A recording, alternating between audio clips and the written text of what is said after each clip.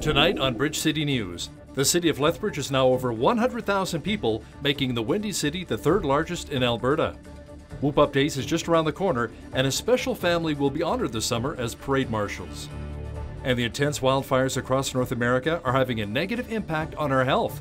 We will explain how bad it is becoming. Your nation, your province, your southern Alberta. From the heart of Lethbridge, it's Bridge City News with Hal Robbins. Good evening. Thanks so much for joining us.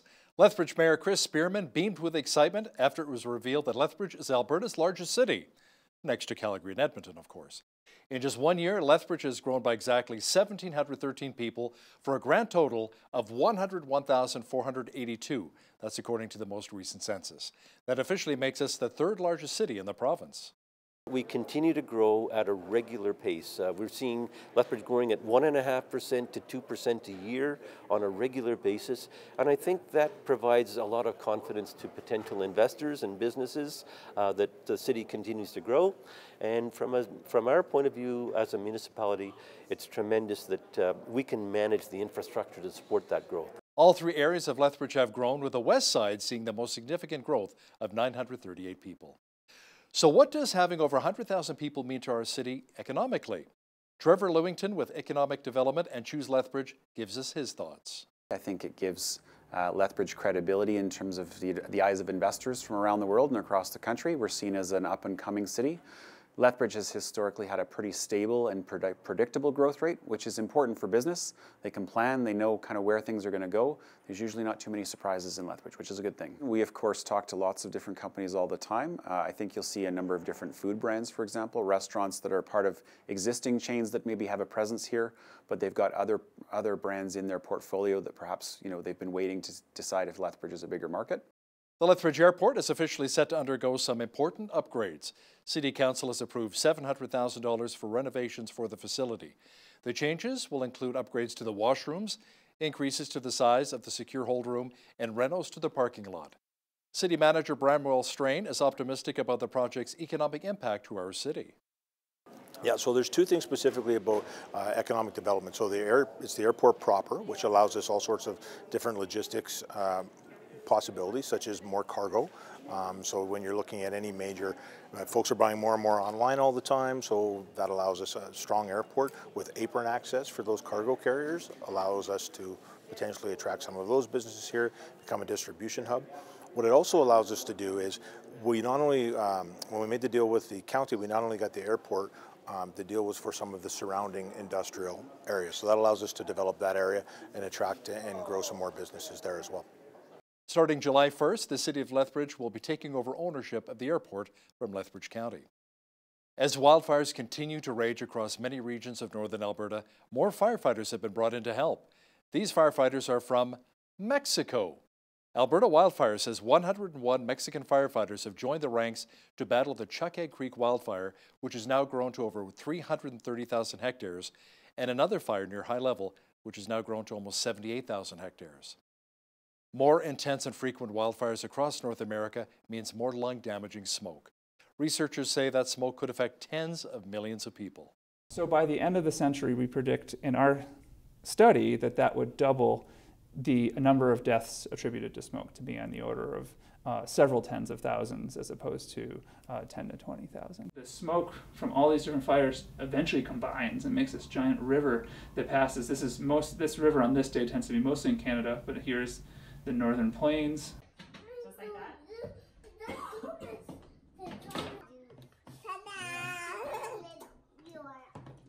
that. Fairlawn when he was in the hospital with pneumonia and RSV.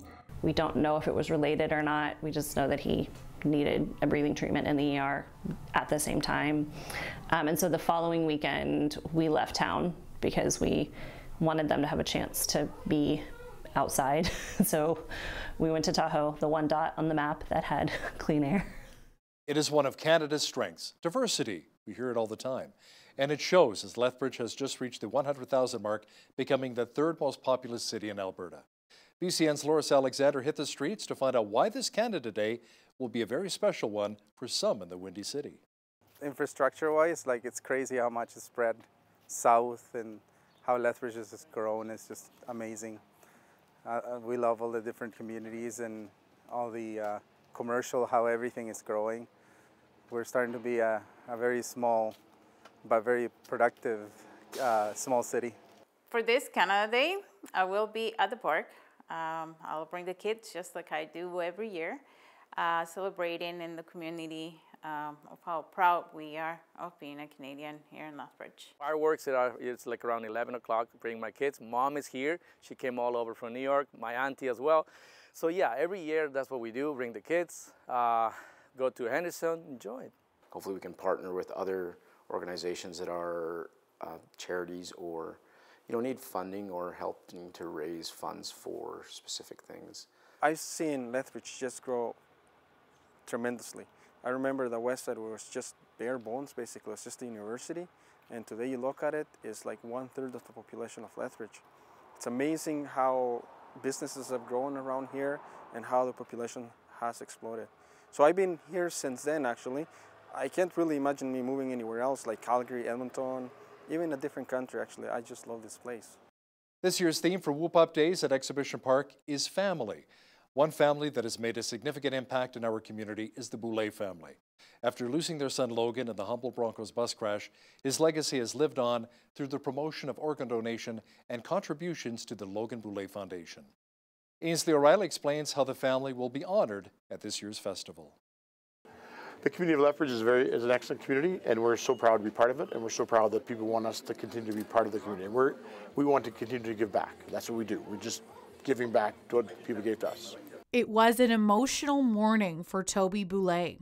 When he thinks about Whoop Up Days, he's always taken back to all of the years spent with his family. It's super cool because we go to Whoop Up Days when Rick was little, then Logan got old enough to go to the Whoop Up Days, then we'd go with the Langevins. Like, we were Whoop Up Day fanatics. We'd just go every year. They would go to Whoop Up Days. I mean, Logan went the year he went off to play junior hockey. He's at Whoop Up Days that summer. He goes Whoop Up Days. With this year's theme being family, Exhibition Park called the choice to have the Boulays lead the parade a no-brainer. When we started talking about families from Lethbridge and who that could be, we just kept circling around the one family that it should be, and that's how it came to be. It was pretty organic, pretty simple. There wasn't much other choice to do. Green Shirt Day to honor Logan's legacy and promote organ donation in Canada is on April 7th.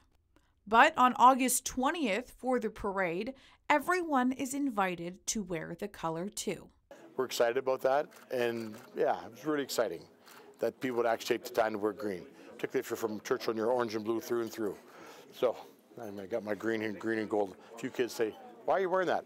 Oh, right, yeah, that's why. All of the proceeds from any parade entry will be going to the Logan Boulay Fund. That goes for any float submitted to the parade. You can also contribute by going to greenshirt.ca and purchasing a green t-shirt for the parade. For Bridge City News, I'm Ainsley O'Reilly.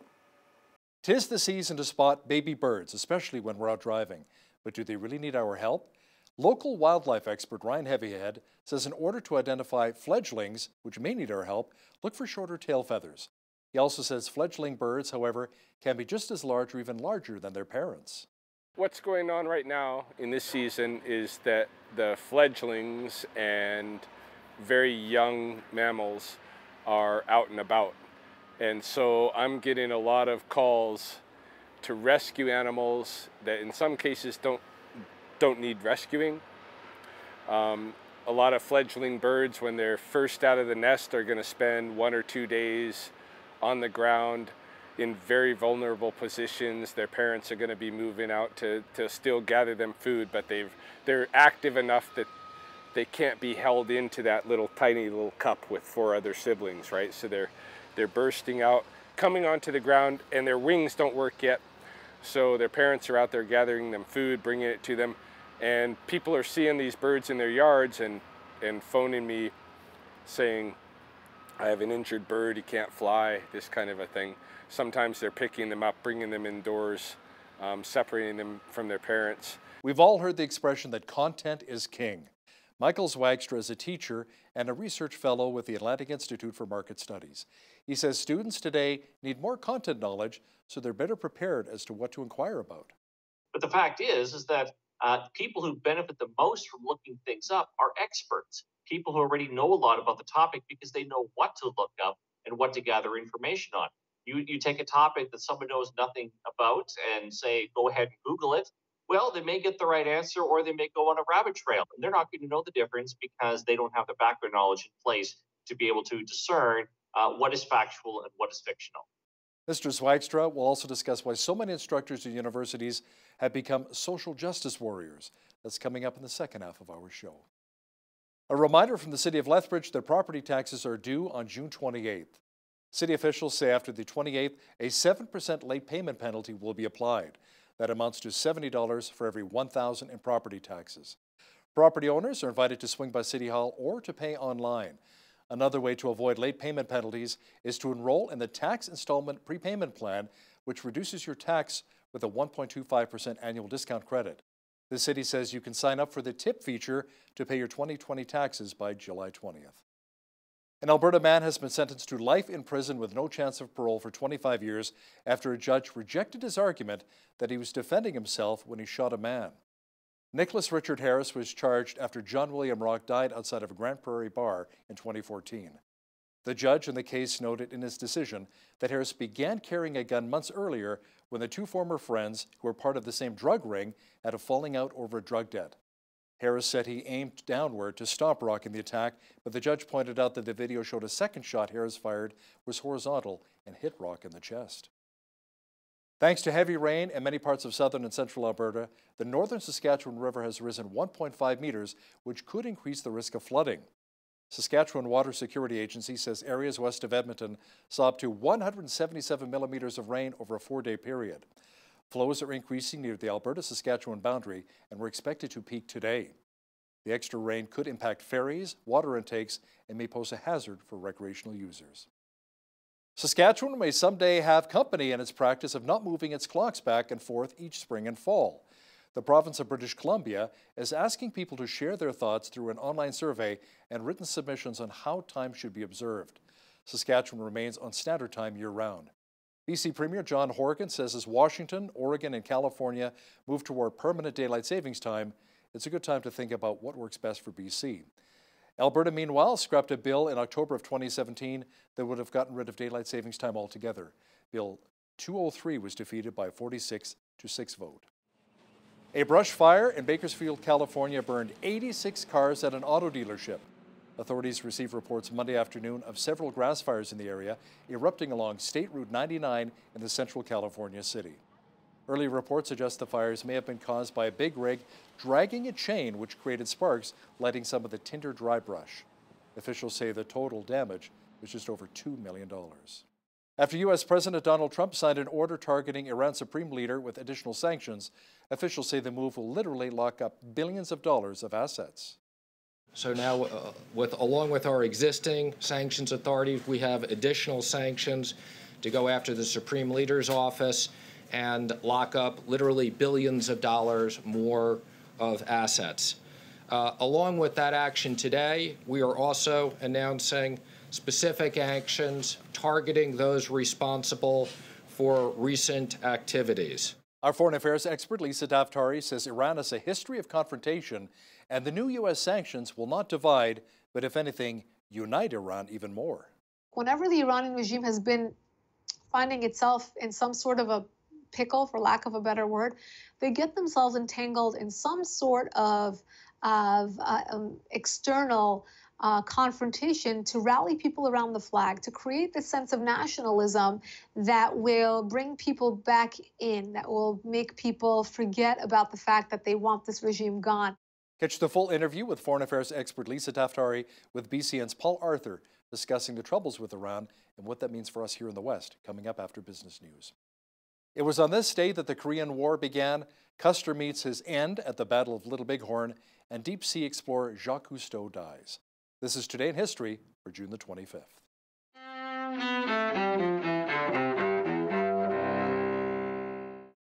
June 25th, 1950. In Asia, war breaks out on the Korean Peninsula as forces from the communist north invade the non-communist south. The United States soon joins the fighting on the side of South Korea. President Harry Truman. Korea is a small country, thousands of miles away. But what is happening there is important to every American. 1876. In Montana, the Battle of Little Bighorn. That's where Lieutenant Colonel George Armstrong Custer and his 7th Cavalry are wiped out by Sioux and Cheyenne Indians. 1973. On Capitol Hill, former White House counsel John Dean begins testifying before the Senate panel investigating the Watergate scandal. I began by telling the president that there was a cancer growing on the presidency, and if the cancer was not removed, the president himself would be killed by it. The scandal forces Richard Nixon to become the first president to resign the following year. 1903. George Orwell, the author whose novels include Animal Farm and 1984, is born Eric Blair in Bengal, India. And 1997. The reason why I love the sea, I cannot explain. That was the way it happened to me. Jacques Cousteau, the underwater explorer and filmmaker, dies in Paris at age 87. Today in history, June 25th. Tim McGuire, The Associated Press. Cloudy and cooler today with some moisture. More showers in the forecast over the next few days. Complete weather details are coming up. We had more isolated showers again today. Tonight, expect more rain developing with a low near 8 degrees. Tomorrow, chance of thunder showers developing with a high near 18. Rain again on Thursday with the mercury climbing to 20. Friday, the showers should taper off with a high expected near 21. The clouds will clear out on Saturday, bringing lots of sunshine and a high near 23. Expect 24 with lots of blue sky for both Sunday and Canada Day Monday. Looking at the almanac, the average high for this time of year is 23 and an average low of 10. The highest temperature in the state was recorded in 1988 at 33 degrees, and the record low was 3 in 1951. Sunrise was at 5:25, sunset at 9:43. Looking at tomorrow's national forecast now, Victoria will have light showers in 19, rain and 20 degrees for Vancouver. Expect thunder showers in 16 for Calgary on Wednesday, rain and 21 for Edmonton. A chance of thunder showers in 25 for Regina tomorrow, rain and 23 for Saskatoon. A slight chance of thunder showers in 27 degrees for Winnipeg. Expect light showers in 28 for Toronto tomorrow. Ottawa and Montreal will also receive some rain and a high near 27 on Wednesday. Periods of drizzle in 18 for Fredericton. A risk of showers in 17 for Halifax. Increasing clouds at 19 degrees for Charlottetown. And in St. John's, Newfoundland, it should be mainly sunny and a high near 14 degrees tomorrow. Stats Canada says wholesale sales increased for the 5th straight month in April. The agency says sales were up 1.7% for March to $65.3 billion. That is 0.2% ahead of what analysts had expected. The agency says the biggest gains were in the motor vehicle and auto parts sectors. Alberta led the way, where sales were up 5.9% to $7.3 billion. That's the highest level for our province since May of 2018. Onyx Corps' proposed $3.5 billion acquisition of WestJet Airlines has received approval from Federal Transport Minister Marc Garneau. The two companies entered into a friendly deal last month to pay $31 per share for the airline. It'll operate as a privately held company. The offer is a reduction from the original price of $35.75 per share submitted in March due to uncertainties related to the grounding of Boeing's 737 MAX jets. Bombardier is selling its regional jet program to Japan's Mitsubishi Heavy Industries for $550 million US. Company officials say the sale signifies the completion of the transformation of its aerospace business. The company is leaving the commercial plane market to focus on business jets and its large rail segment. Mitsubishi will assume liabilities of around $200 million US. The company will also acquire the maintenance and sales activities of the CRJ series jet program. An American cybersecurity firm says a group of state-backed hackers has been using telecommunications companies as a global spy system. The report by Cyber Reason says the hackers obtained access to call records, location data, and information by breaking into the company's billing servers. A company spokesperson says hackers have extracted the cell data mainly from the world of politics and military. Now, here's a look at today's markets.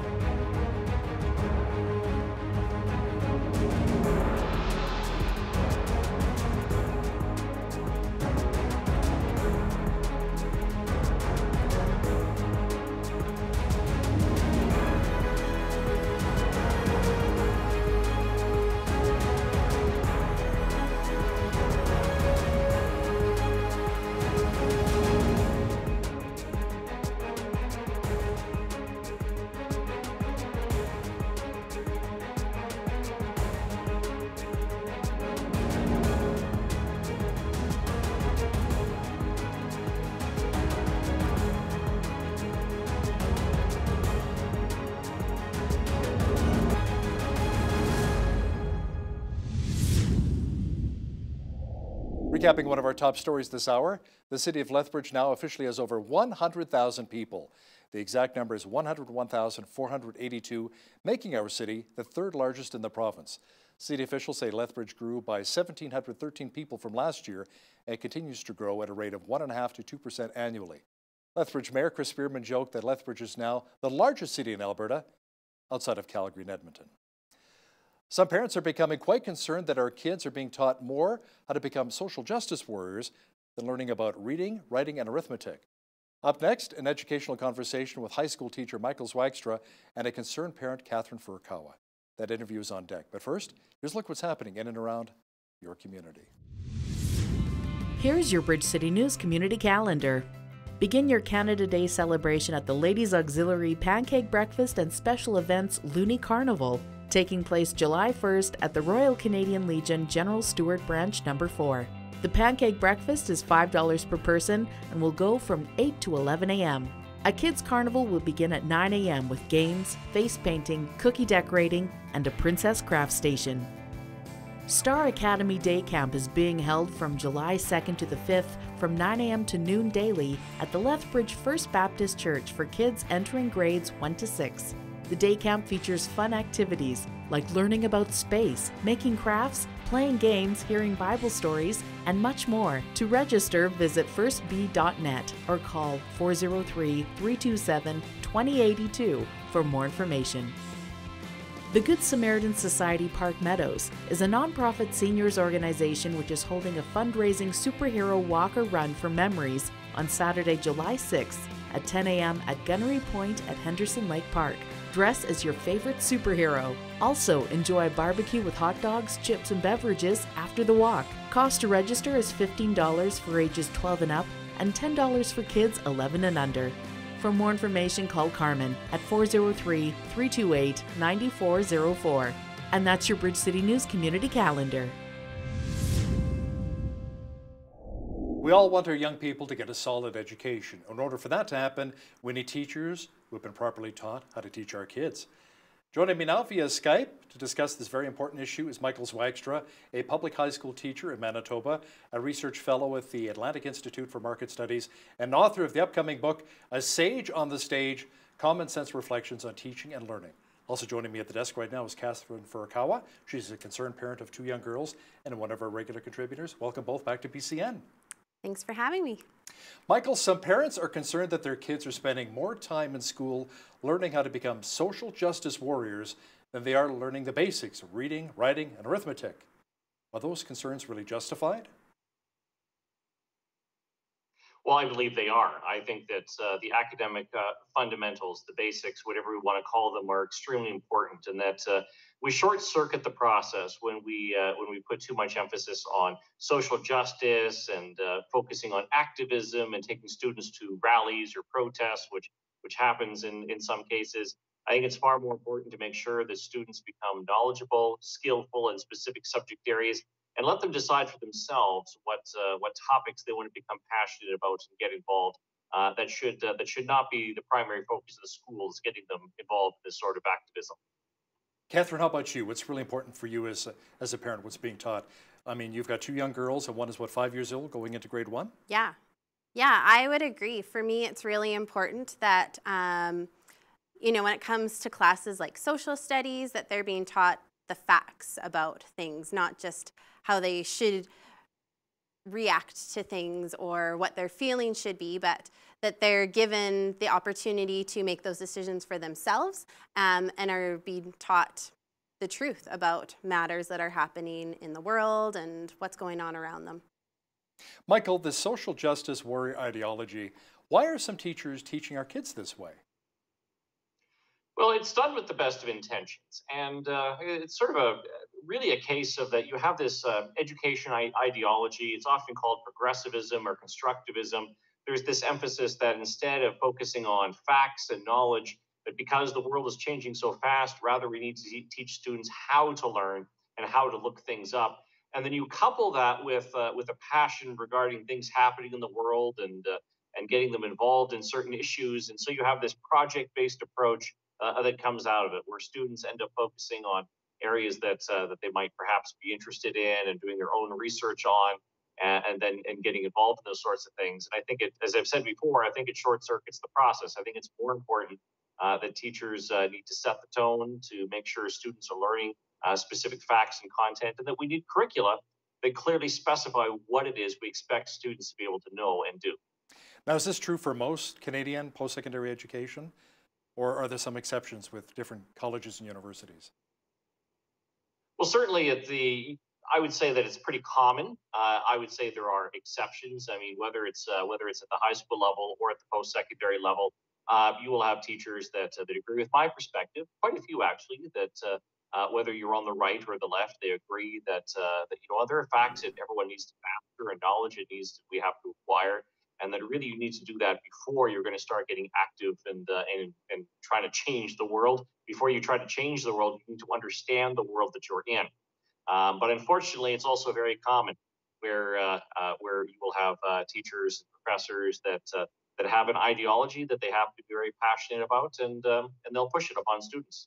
I mean, Catherine, your girls right now are just going into elementary school at a very young age. But let's think big picture down the road, planning for the future. Do you have concerns as a parent of what's being taught in our colleges and universities? Oh, for sure. And I agree with that. In order to change the world, you have to understand the world. I think that's such a great thing to keep in mind, especially as we are educating our children and having conversations not only at school but at home, that you have to have the facts before you can have an opinion on what's going on. And I think that that's really important.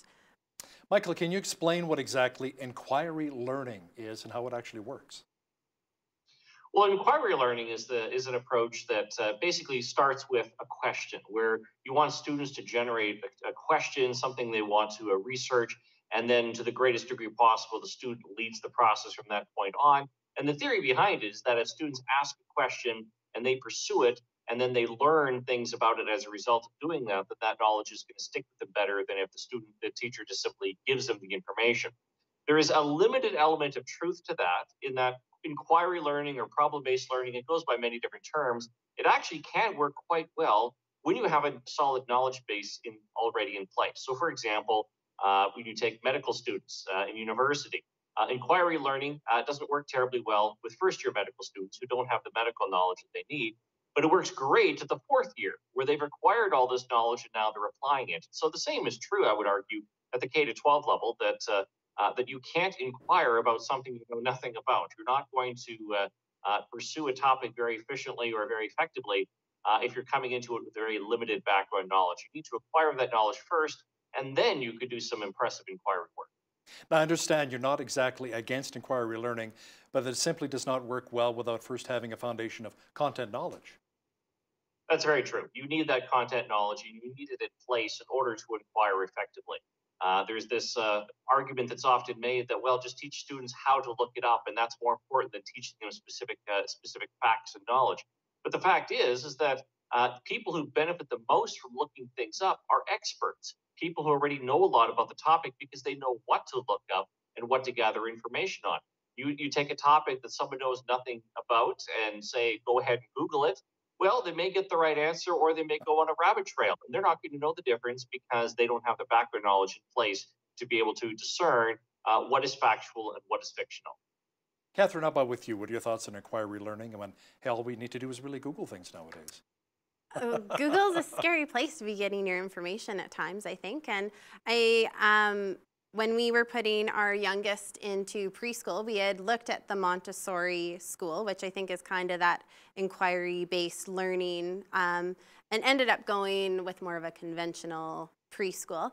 And I understand where Michael's coming from with saying that you have to have that background information before. And I think especially with where the internet's at these days and people getting their information from Facebook or Twitter, which is the fake news a lot of times. You know, even that much more fake, that we really need to teach our kids how, if we are going to encourage this, we need to teach them where to find the truth and the actual facts, if that's how we're going to encourage them to learn. Right.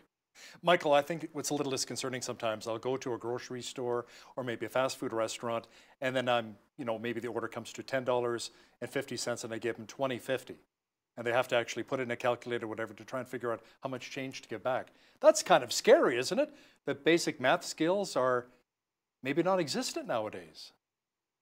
Well, these basic math skills are so important, and the problem with discovery math, as it's often referred to, is again goes by many different names. Is that instead of teaching students the standard algorithms for adding, subtracting, multiplying, and dividing, so for example, lining the numbers up, that sort of thing, what most people will recall, and also when people say that, well, they don't need to know their times tables because again they can just look it up, they don't master those basics, and then they can't do any more advanced math. I mean, try doing a complex algebraic equation if you don't know the order of operations and you don't know basic things like 5 times 6 is 30.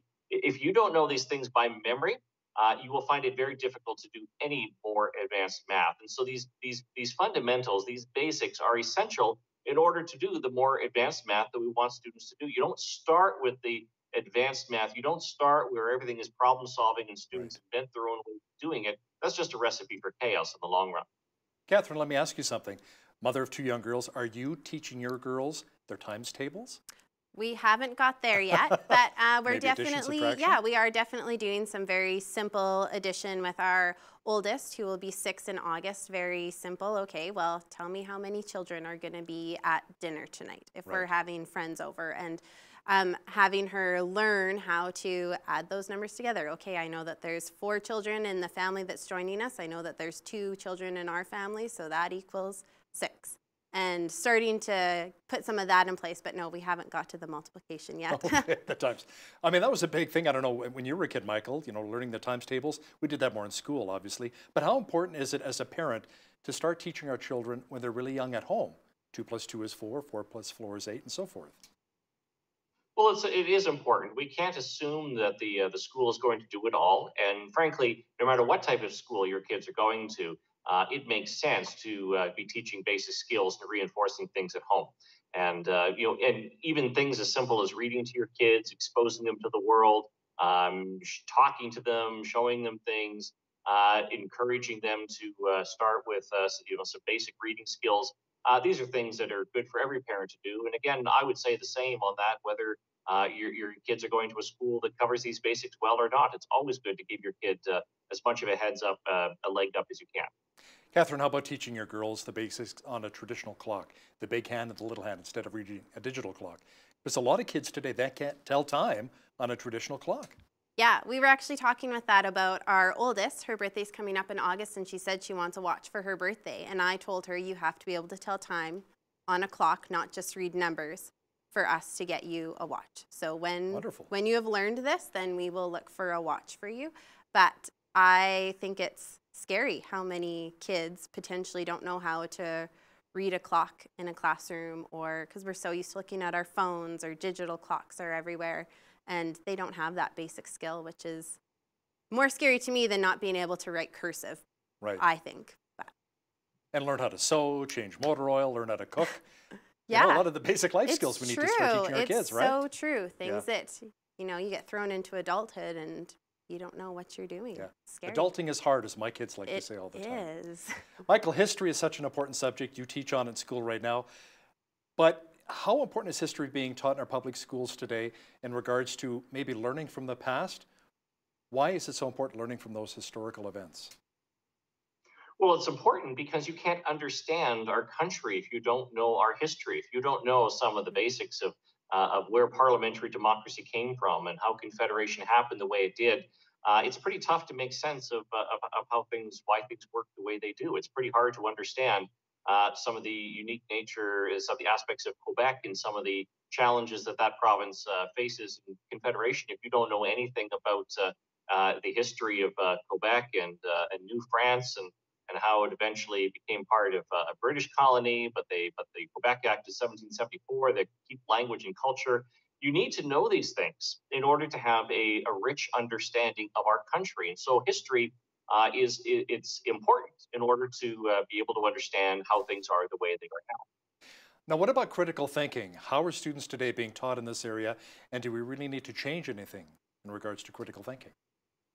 One of the greatest challenges that I see now is that there's this emphasis on critical thinking. Now, initially, of course, I support critical thinking. Of course, students should think critically. The problem is that in a lot of cases, schools are presenting critical thinking as this abstract transferable skill. the students are doing critical thinking worksheets and find the main idea, try to identify the problem, and then it allegedly will transfer from one subject area to another. But all the research is quite clear on this, that critical thinking is tied to subject knowledge.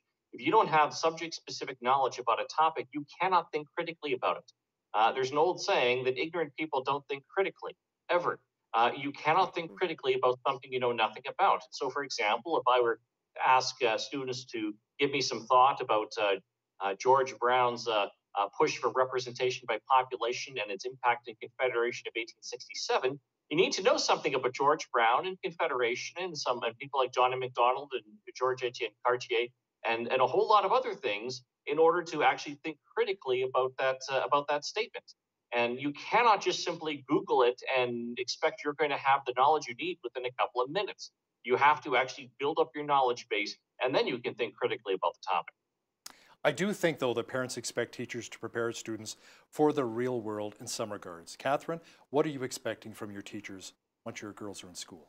I think in our home, we talk a lot and we try to expose our girls to a lot of different thoughts and ideas. And so I think for me, the big thing is I want them to learn the truth. I want them to learn the facts, and that needs to be the base. And I love Michael's point of you can't think critically about something unless you understand it. And he mentioned that before, like, you can't change the world unless you understand it. And I think that that's so important, that we need to teach our kids these basic things that they need to know. They need to know math. You need to know how to read. You need to know how to write.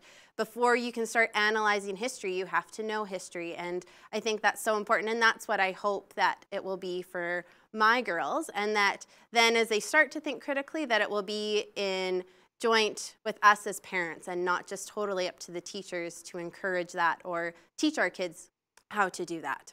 Michael, quickly, where do you think maybe teachers have dropped the ball? Where do they need to improve when it comes to our education system? We've got about a minute left here.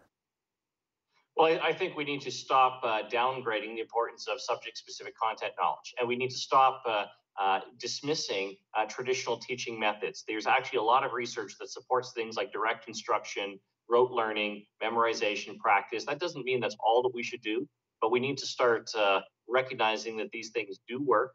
It is important. It's important for students to know things. It's important to practice. It's important to memorize. And there's nothing wrong with some hard work in school. Learning is not easy. Does not come automatically. It's something we need to work at, and we need to recognize that. And learning to help us think and grow. Michael Zwagstra, a research fellow with the Atlantic Institute for Market Studies, and one of our regular contributors, Catherine Furukawa. Thank you both for joining me today. Thanks for having me. Thank you.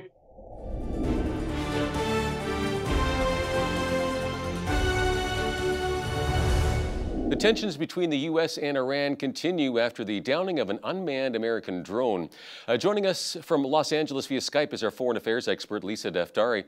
Lisa, there seems to be some uncertainty as to whether or not the Iranian government was actually directly involved. In fact, Mike Pence saying they aren't convinced that the orders came directly from the top. So what does this mean? Is there some kind of rogue general involved? I mean, what are the possibilities here? Well, it was definitely individuals within the Iranian regime.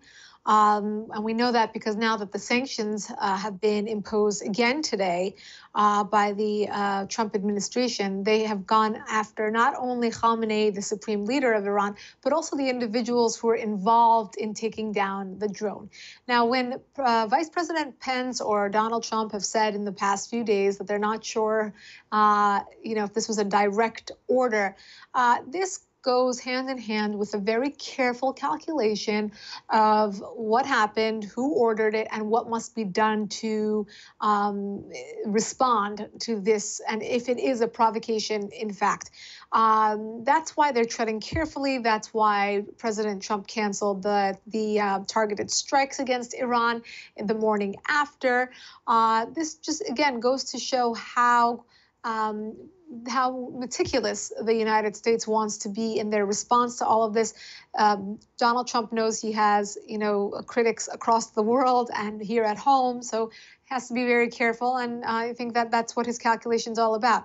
If a drone was downed and no one, there were no casualties, does it really warrant an attack where there may be casualties? And that's, again, to his credit, and, something he wants to calculate. Now, it's also in a calculation of a much long-term approach to curbing the Iranian regime, and not just having this very quick escalation and de-escalation, but to look at this as this pressure campaign. How can we curb the Iranian regime's activities in the region, back at home, and most importantly, their nuclear weapons program? So I think this is a much bigger picture, a much bigger calculation, and we'll see where it puts us.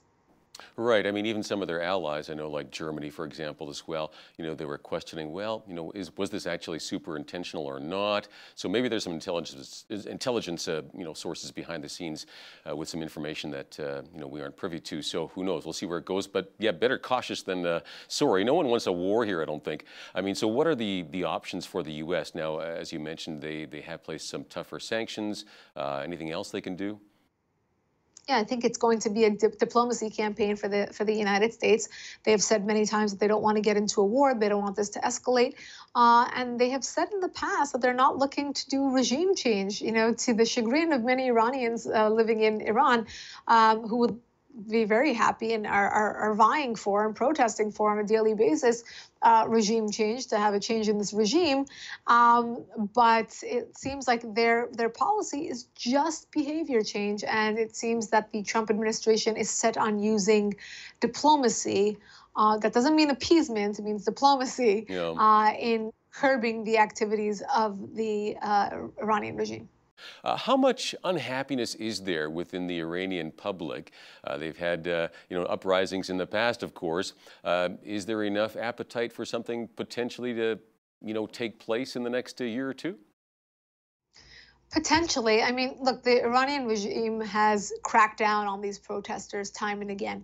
And I've said this many times before on this program. I'll say it again. I think the most important part of this equation that is often overlooked is that the Achilles heel, or the weakness, the vulnerability of the Iranian regime is not Donald Trump. It's not the UN. It's not any arms watchdog groups that are going to come in, but it's the Iranian people. The fear is that they would come back onto the streets and cause a revolution, and the protesters would make enough of a kind of ruckus that would really rupture or put a dent in the regime's reign. They know all of this. Why? Because 40 years ago, that's how they came to power. So they're well aware of the threat of a grassroots uprising, and they know this disenchantment exists within the population of the Iranian regime. The question and the reason why there hasn't been more protests is what happens next. They come out, they topple a dictator, let's just say, but what happens next? There is no viable next leader or group to take the reins and to really organize a protest that has, different acts. You come in, you protest, you remove the dictator. Now what? Who are you going to replace that dictator with? And I think this has been an ongoing question for the protesters and those who are against the regime in Iran. Right. Better the devil you know than the one you don't, right? So, yeah. Now, with the Iranian attacks on the oil tankers there, what exactly is Iran trying to accomplish with this particular tactic? It's a flexing of the muscles. It's both to show the U.S. and their opponents in the region that they are there and they're chest thumping and we're here and we're strong. But it's also delivering a message back at home. Look, whenever the Iranian regime has been finding itself in some sort of a pickle, for lack of a better word, they get themselves entangled in some sort of external confrontation to rally people around the flag, to create this sense of nationalism that will bring people back in, that will make people forget about the fact that they want this regime gone. They'll forget about their protesting and their demonstrations and their problems with the government. So I think this was an attempt at that. I don't know how well it's working these days, because I think the people of Iran are extremely savvy and very cognizant of where the money is going, what their government is doing, that they're not being protected, that they're not the priority. So I think that there is definitely an attempt to appease the people, but I'm not sure that it's working. Well, tying in with this, U.S. National Security Advisor John Bolton sitting down with his counterparts from Israel and Russia to talk Middle East strategy here. Any updates on that? Yeah, I mean, the goal obviously here is de-escalation. Nobody wants a war. It's not going to behoove anybody. And the second is to keep the Strait of Hormuz open. Everybody wants it open because that's how we trade between East and West. And I think that's the goal of the Trump administration, to say, look, it's not just us, it's all of us, and we all have to pay a piece of that puzzle in order to go forward. So calling upon countries like China and Japan and India and Saudi Arabia to, kind of get involved and roll up their sleeves and make sure that this happens. I think in the meeting today, the goal was to say, how can we de-escalate without taking sides, without making this more of a heated, more of a heated tension between the two sides, et cetera. Okay. And the White House also outlining a $50 billion Middle East economic plan designed to bring some peace and prosperity to the Palestinians, but doesn't sound like it's a big hit again. So any updates on that? Sure. I actually was invited to the White House to meet with Jared Kushner on Thursday. I was one of maybe 5 or 6 people who were called in to become kind of well-versed on what this plan would be ahead of the media having access to the plan and before the Palestinians could reject the plan. So in that time frame, I was at the White House Thursday morning learning all about this plan from Jared Kushner. And look, this is what I could tell you. It's a wonderful plan in terms of opportunity. This is the plan of a lifetime for the Palestinians who have lacked opportunity. They've lacked opportunity because their leadership has never given it to them. This plan, which would pump $50 billion and so much opportunity and 1 million jobs for the Palestinians into their economy, would give them a whole new life, a whole new chapter, a whole new world for them to explore. Now, the leadership has already said no. They didn't want to hear about it coming out of the gate. They didn't want to hear about it before they even heard about it. So, I think there's a lot of pressure when you have Arab nations like Bahrain agreeing to host this economic summit, when you have moderate nations attending, very enthused about the plan. You know that there is a right side and a wrong side to this conflict when you have, Arabs agreeing that the Palestinians are not being led in the right way by their leadership, and they deserve better. And this is their opportunity to get better and to have better. So this is the plan. I mean, the outline is pretty simple, and we'll see. I think they're going to be under a lot of pressure to accept the plan, but it doesn't look like it's going to be accepted. Yeah, I mean, $50 billion, I mean, that's a lot of dough. And where is it actually coming from? It's not all the U.S., good question. Right? So this is coming from other... No? Okay. No, so it would be partially grants, partially low-interest loans, and partially private equity. So it's about a third. Not exactly, but about. And it's mostly going to be partner nations buying into this, and mostly Arab nations buying into this, because those are their neighbors, and those are the nations that have skin in the game, so to speak. The U.S. will do it as well. But this is more of an investment. It's going to be investment-based, and in the words of Jared, and I'm not quoting him, but it was something along the lines of, they want to reward, results and not just efforts. So even if they agree to all of this, there has to be results, and the results come from the peace plan and accepting peace with their neighbors. And timeline, I mean, how far down the road would this take? I mean, nothing happens overnight here, so.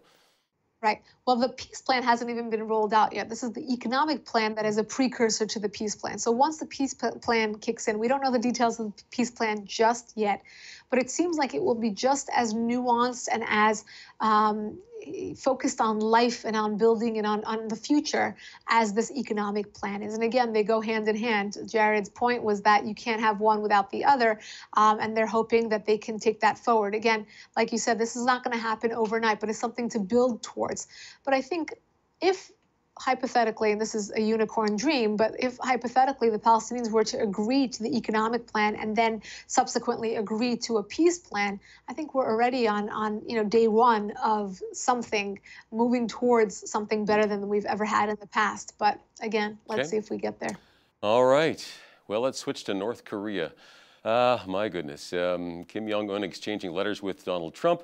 All we know so far is that they had quote-unquote excellent content, the letters. I'm not sure what that means. Could mean anything, right? And this potentially could lead to another meeting. Is there anything to this?